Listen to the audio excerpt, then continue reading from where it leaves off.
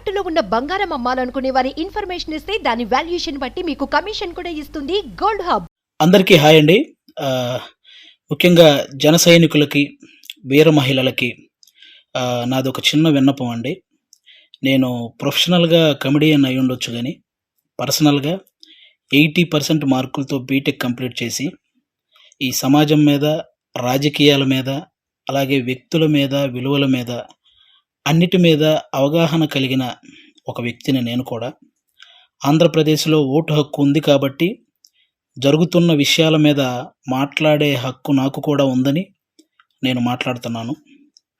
అంటే జనసేనకి 24 సీట్లు అని అనౌన్స్ చేయగానే చాలామంది పవన్ కళ్యాణ్ గారిని తిడుతున్నారు, కొంతమంది అలుగుతున్నారు, కొంతమంది అసంతృప్తి చెందుతున్నారు, ఇంకొంతమంది అయితే మోసిన జెండానే కిందేసి కాలుస్తున్నారు, ఇంకొంతమంది అయితే వేసిన స్టిక్కర్స్ను లాగేసి పీకేస్తున్నారు.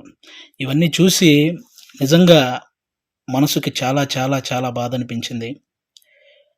ఒక్కసారి ఆవేశంతో కాకుండా మీ ఆత్మసాక్షిగా ఆలోచించి చెప్పండి, తను నమ్ముకున్న ప్రజలను కానీ, తనతో నడుస్తున్న నాయకులను కానీ మోసం చేసే వ్యక్తిత్వం పవన్ కళ్యాణ్ గారికి ఉంటుందా అండి?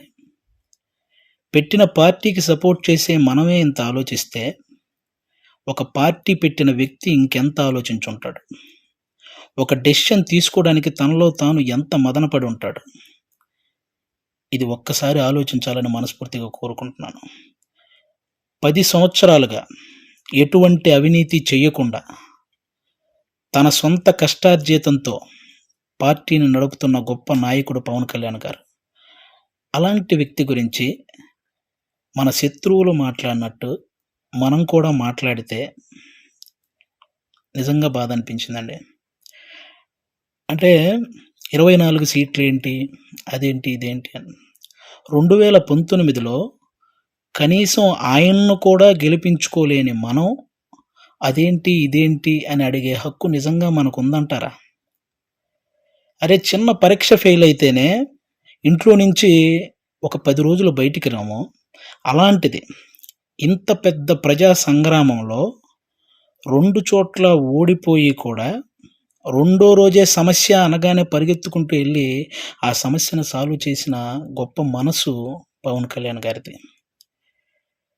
తన పిల్లల కోసం బ్యాంకులో దాచిన డబ్బును కూడా తీసి కౌలు రైతుల కష్టాలు తీర్చిన పవన్ కళ్యాణ్ గారి గురించా మనం ఇలాంటివన్నీ మాట్లాడేది? ఎన్నో సమస్యల మీద ఎంతోమందికి ఎన్నో రకాలుగా సహాయం చేసిన వ్యక్తిత్వం. రోజుకు 2 కోట్లు తీసుకునే ఒక స్టార్ హీరో సంపాదించిందంతా సహాయ కార్యక్రమాలకే పెట్టేసి ఆల్మోస్ట్ అప్పు చేసి మరీ ఒక పార్టీని నడుపుతున్నాడని మీలో ఎంతమందికి తెలుసు? అలాంటి పవన్ కళ్యాణ్ గారి గురించి మనం ఎలా పడితే అలా మాట్లాడేస్తున్నాం. దేశంలో ఇన్ని రాజకీయ పార్టీలు ఉన్నాయి, ఇంతమంది రాజకీయ నాయకులు ఉన్నారు. ఎవరైనా సరే మేము అధికారంలోకి వస్తే అది చేస్తాం, ఇది చేస్తాం అనేవాళ్ళే కానీ ప్రతిపక్షంలో ఉండగా ఏనాడైనా వాళ్ళ జేబులో నుంచి ₹1 తీసి ఎవరికైనా సహాయం చేశారా? అలా సహాయం చేసిన ఏకైక రాజకీయ నాయకుడు పవన్ కళ్యాణ్ గారు. అలాంటి వ్యక్తిని పట్టుకొని మనం కులాన్ని తాకట్టు పెట్టాడు, పార్టీని తాకట్టు పెట్టాడు, ప్యాకేజ్ తీసుకున్నాడు అని చాలా ఈజీగా అనేస్తున్నాం. అమ్మలాంటి కులాన్ని, పార్టీని తాకట్టు పెట్టే వ్యక్తి పవన్ కళ్యాణ్ గారు. డబ్బుకు అమ్ముడుపోతాడా? ప్రతిపక్షంలో ఉన్న టీడీపీ కంటే అధికార పక్షంలో ఉన్న వైసీపీ దగ్గరే ఎక్కువ డబ్బు ఉంటుంది కదా. మరి అమ్ముడుపోయే వ్యక్తి అయితే వాళ్ళే కొనుక్కోవచ్చు కదా. ఎందుకండి ఈ మాటలు? పవన్ కళ్యాణ్ గారు ప్రజలు పంచే ప్రేమకు బానిస కానీ నాయకులు పంచే డబ్బుకి ఎప్పటికీ బానిస కాడు, అవ్వడు. అభిమానించటం అంటే మనకు అనుకూలంగా ఉన్నప్పుడు జై కొట్టడం, అనుకూలంగా లేనప్పుడు బాయ్ చెప్పడం కాదండి. ఒక నాయకుడు ఎలాంటి డెసిషన్ తీసుకున్నా దానికి కట్టుబడి ఉండటాన్నే అభిమానించటం అంటారు. అదే నిజమైన అభిమానం అంటారు. అలా ఉండగలగాలి.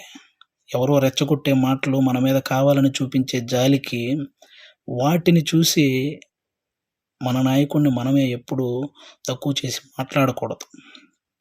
అలాగే టీడీపీ కార్యకర్తలకు కూడా నా నుంచి ఒక చిన్న విన్నపం అండి. 2014లో ఒక్క సీటు కూడా ఆశించకుండా పూర్తి మద్దతు చంద్రబాబు నాయుడు గారికి ప్రకటించారు. ఆ త్యాగాన్ని గుర్తించాలని మనస్ఫూర్తిగా కోరుకుంటున్నాను. అలాగే 2023లో 14 సంవత్సరాలు ముఖ్యమంత్రిగా చేసిన ఒక వ్యక్తిని పేద కుటుంబాల్లో ఎంతోమంది పేద విద్యార్థులు వాళ్ళు ఐటీ జాబ్ చేయొచ్చు, అమెరికాలోకి వెళ్ళి సెటిల్ అవ్వచ్చు అని ఈ ఐటీని తెలుగు రాష్ట్రాల్లో ప్రతి ఒక్కరికి పరిచయం చేసినటువంటి చంద్రబాబు నాయుడు గారు లాంటి వ్యక్తి ఒక 70 ఏళ్ల పైబడిన వ్యక్తిని జైల్లో పెడితే నిజంగా చాలామందికి బాధ అనిపించింది. అలాగే పవన్ కళ్యాణ్ గారు అక్కడికి వెళ్ళి కలవడం జరిగింది. పొత్తు అనేది పెద్ద సభలు పెట్టి ఆడంబరంగా చేసుకోవచ్చు, కానీ అలాంటి ఆడంబరాలు కోరుకోలేదు. అక్కడ కష్టాన్ని చూశాడు. ఆ జైలు ముందుకొచ్చి అక్కడే పొత్తును ప్రకటించాడు. ప్రకటించిన వెంటనే జన సైనికులందరికీ ఏం చూసించాడో తెలుసా? అవసరంలో మనం ఆదుకున్నాం కాబట్టి అనవసరంగా టీడీపీని ఎవరైనా తక్కువగా మాట్లాడడం కానీ, తప్పుగా మాట్లాడడం కానీ చేయొద్దని జన సైనికులందరికీ సూచించారు. ఒక సభలో మనం మాట్లాడేటప్పుడు జనసేన, టీడీపీ అని సంబోధిద్దాం. వాళ్ళు మాట్లాడేటప్పుడు టీడీపీ, జనసేన అని సంబోధిస్తారు అని కూడా చెప్పి కార్యకర్తల్లో ఒక ఉత్సాహాన్ని నింపారనమాట. అంటే ఒక పొత్తు ధర్మాన్ని ఇంతకంటే నిజాయితీగా పాటించే వ్యక్తి ఎవరైనా ఉంటారా? ఎక్కువ సీట్లు తీసుకొని ఇన్నే గెలిచాడా అనిపించుకోవటం కంటే తక్కువ సీట్లు తీసుకొని అన్నీ గెలిచాడు అనిపించుకోవటం కరెక్ట్ అని భావించి 24 సీట్లకే పరిమితం అయ్యారు.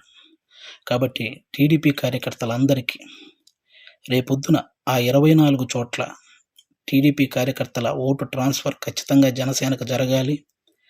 ఆయన త్యాగాన్ని రుణం తీర్చుకోవాల్సిన సమయం వచ్చిందని నేను అనుకుంటున్నాను.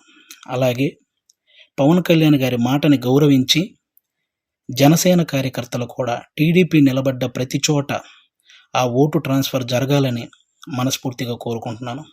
చాలామందికి ఈ 24 సీట్లు ఏంటి, అదేంటి అని అసంతృప్తిగా ఉన్న వాళ్ళకి ఒక చిన్న ఎగ్జాంపుల్ చెప్తాను.